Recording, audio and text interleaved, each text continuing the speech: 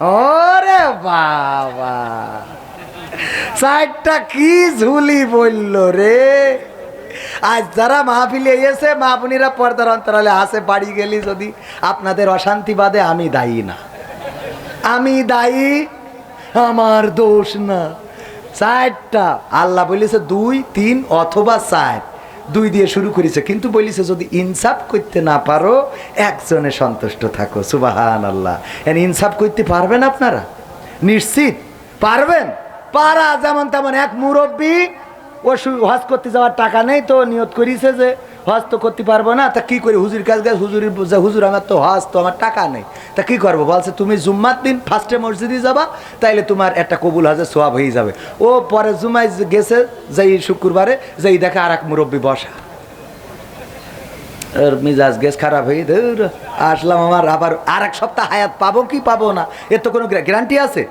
চোখেরই পলকে তুমি হতে পারো লাশ, চিরতরে বন্ধ হবে তোমারই নিঃশ্বাস, হবে আলাম তোমারই নাম মসজিদের মাইকে, হবে আলাম তোমারই নাম মসজিদের মাইকে, বাড়িওয়ালা নাই রে বাড়ি নাই রে দুনিয়াতে, বাড়িওয়ালা নাই রে বাড়ি নাই রে দুনিয়াতে, বাড়িওয়ালা নাই রে বাড়ি নাই রে দুনিয়াতে, বাড়িওয়ালা নাই রে বাড়ি নাই রে দুনিয়াতে। শুনেছেন না শোনেন নাই? এই গানটা যিনি লিখেছেন গীতিকারের নাম জনাব আব্দুল কাদির হাওলাদার রাহিমাহুল্লাহ। আজ 4 দিন হয়ে গেল তিনি ইন্তেকাল করেছেন, কবর দেশের বাসিন্দা হয়ে গেছেন। যেই মানুষটা সাবধান করলো চোখেরই পলকে তুমি লাশ হয়ে যেতে পারো, তোমার নাম মসজিদে আলাম হবে, তোমার জানাজা হবে, তোমার দাফন হবে, তোমার কাফন হবে, ওই গানটা সারা বাংলাদেশে এমন কোন মানুষ নাই যার কানে পৌঁছায় নাই। অথচ যেই মানুষটা লিখলো, যেই মানুষটা এই কথাগুলো বলে সাবধান করলো, সেই মানুষটাই মারা গেছে, কবর দেশের বাসিন্দা হয়ে গেছে। আল্লাহ তার কবরটারে জান্নাতের বাগান বানায় দিন, বলেন আমিন। ওগো আমার ভাইরা, ওই মুরব্বী চিন্তা করলো আহারে 1 সপ্তাহ বাঁচবো কি বাঁচবো না, আবার 1 সপ্তাহ অপেক্ষা করা লাগবে, পরের সপ্তাহ আবার অপেক্ষা করেছে, মসজিদে গেছে রে, যে দেখে আবারও সেই মুরব্বী বসা, রাগ হবে না? এরপরে চিন্তা করলো 1 কাজ 3 বার করে দেখবো, তাতে যা হয় হবে। 3য় সপ্তাহে যে দেখে তাও ওই মুরব্বী বসা, ওর মিজাজকে খাবো খাই, এই মুরব্বী তোমার বাড়ি কোনো কাজ কাম নেই, শুক্রবার হলেই তোমার আগে এসে বসে থাকা লাগে তোমার, তাও আছে কেন সমস্যা? বলছে আমি গরিব মানুষ, হজে যেতে পারবো না, এই জন্য হুজুরের কাছে ফতোয়া পাইছি যে জুম্মার দিন যদি শুক্রবারে আগে আসি তাইলে আল্লাহ একটা কবুল হজের সোয়াব আমার নামায় দিয়ে দেবে। তো আমি কবে মারা যায় এই কারণে, এই তার মা ছিড়িস নে ভাই, গরিব মানুষেরা মেয়েরিয়ে তক্তা বানাবানে। তো এখন আমি গরিব মানুষ, কবে মারা যায় না যায়, হায়াত কখন শেষ হয়ে যায়, 3 সপ্তাহ ধরে চেষ্টা করতেছি, আমি এসেই দেখি তুমি বসে আছো, এসেই দেখি তোমার সমস্যা কি? তা বলছে তোমার খুব দরকার সোয়াবের, বলছে দরকার, বলছে টাকা যখন নেই অসুবিধা নেই, নিকে তো করতে পারবো, বলছে এটা পারবো, তাহলে এটা নিকে করো, তোমার কবুল হাজার সোয়াবের রাস্তা হয়ে যাবে। তো ও চিন্তা করেছে এই সপ্তাহের মধ্যে তাহলে নিকেই করবো, তো ও বুঝাই বাজায় আর একটা বিয়ে করেছে, করার পরে পরের জুম্মাই ওই মুরব্বী যেটা আগে বসে থাকতো, ও যেই দেখে এই লোক বসা, এই বলছে কি ব্যাপার, হ্যাঁ গো তাহলে কি আজকে পয়সাও সোয়াব? বলছে বাবা সে কথা কইও না, কেন? তো বলছে ওই বিয়ে করিয়ে 2 গুতো নীতি, আমি সে ফজরে আইসি আর এখনো বাড়ি যাইনি, 2 অঞ্জালাই ফজরে আইসে বসেছি মসজিদে, আর আমি বাড়ি যাইনি, যাবো না, তাতে সোয়াব হয় হোক না হয় না হোক। তো সাইডে যে বিয়ে করার জন্য ঝুল মারলেন, যে সাইডে 2 করলেই তো মসজিদে বেরোতে পারবেন না, 3টে করলে ছাদের পর উঠা লাগবে, 4টে করলে মাইকই টাঙাইতে হবে। কথা কি বোঝা গেছে? কোথায় গেল এমপির আশা, ওরে খুদা রে, মাইক ভালো থাকুক না থাকুক ডাল বড় আছে। কোথায় গেল এমপির আশা, কোথায় কাদের কাকা, তাদের ছাড়া দেশটা এখন লাগে ফাঁকা ফাঁকা, পালাবো না পালাবে না পালাবে না যাই না তবু দেখা, পালাবে না পালাবে না যাই না তবু দেখা। তাদের ছাড়া দেশটা এখন লাগে ফাঁকা ফাঁকা, ওদের ছাড়া দেশটা এখন লাগে ফাঁকা ফাঁকা। আইন মন্ত্রী আটকে গেল আইনেরই ফাঁকে, দাড়ি ছাড়া দরবেশের ভণ্ড ভণ্ড লাগে। আইন মন্ত্রী আটকে গেল আইনেরই ফাঁকে, দাড়ি ছাড়া দরবেশের ভণ্ড ভণ্ড লাগে। শুনছি কত নেতা নেত্রী খাইতেছে ভাই ডান্ডা, বিচারপতি কালামানিকের ফাটিয়েছে আন্ডা।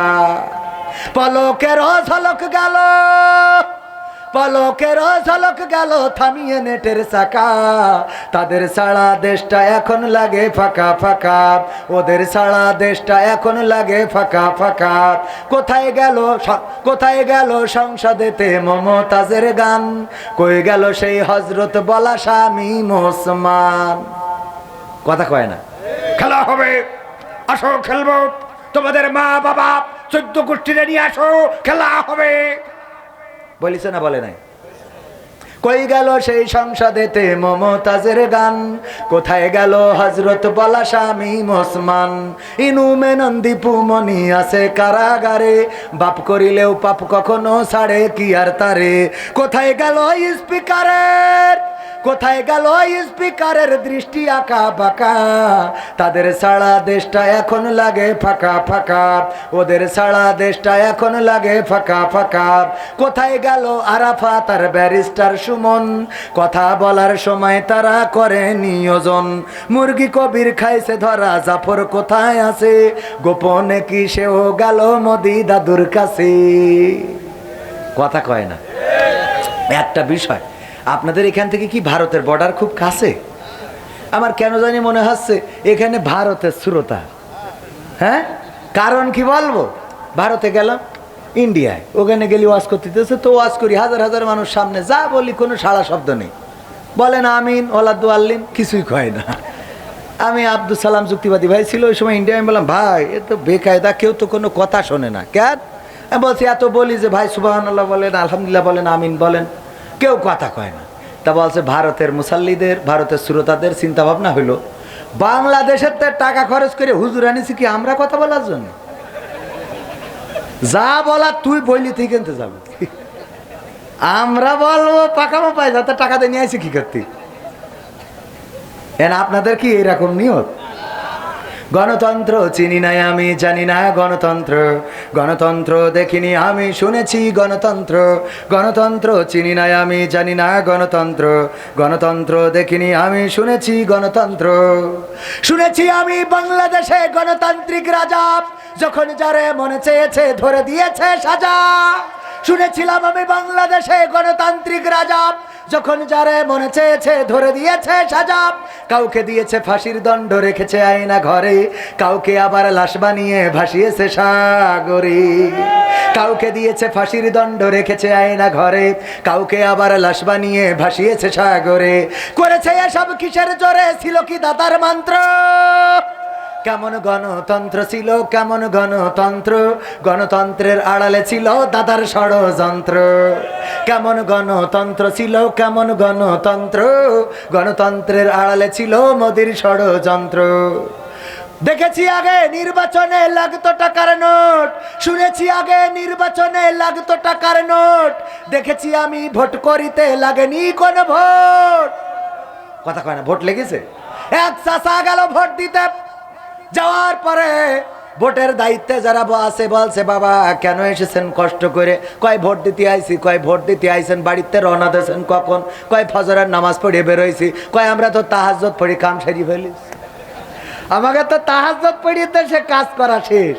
তা বাবু হয়ে গেছ, তাহলে হয়ে গেছ মানে কি শেষ? শেষ আচ্ছা তাহলে বাবু একটু কালি লাগাই দাও না, এবার বৌমা খুবেন আমি বুঝি না।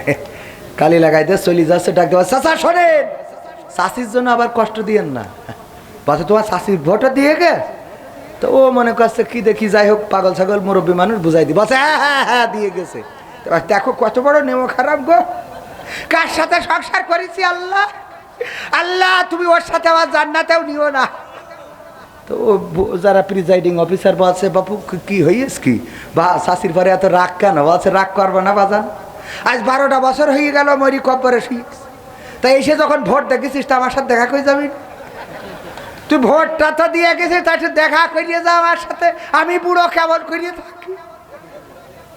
কথা কি বোঝা গেছে? শুনেছি আগে নির্বাচনে লাগতো টাকার নোট, দেখেছি আমি ভোট করিতে লাগেনি কোনো ভোট। ভোটের আগে পাশ হয়েছে মন্ত্রী মিনিস্টার, লাগেনি মিছিল, লাগেনি মিটিং, লাগেনি তো পোস্টার। নির্বাচন কমিশন ছিল ইন্ডিয়ার পাতানো কোন যন্ত্র। কেমন গণতন্ত্র ছিল, কেমন গণতন্ত্র, গণতন্ত্রের আড়ালে ছিল রয়ের ষড়যন্ত্র। কেমন গণতন্ত্র ছিল, কেমন গণতন্ত্র, গণতন্ত্রের আড়ালে ছিল মোদির ষড়যন্ত্র। বিরোধী দল যারা সংসদে ছিল তারা ছিল পোষা ময়না, দেশ জ্বলে পুড়ে হয়েছিল ছাই তবুও তো কিছু কয় না। বিরোধী দল যারা সংসদে ছিল তারা ছিল পোষা ময়না, দেশ জ্বলে পুড়ে হয়েছিল ছাই তবুও তো কিছু কয় না। শাসনে ছিল না সততা নিষ্ঠা, বিচারের ছিল না মান, সংসদে বুঝি তাই শোনা যেত মমতাজের গান। ঠিক না বেঠে? মমতাজের গান শোনা গেছে না যায় নাই? মমতাজের গান শুনলাম সংসদে আমার নেত্রী রে, তেল দিয়ে কত গান শুনাইলো। আর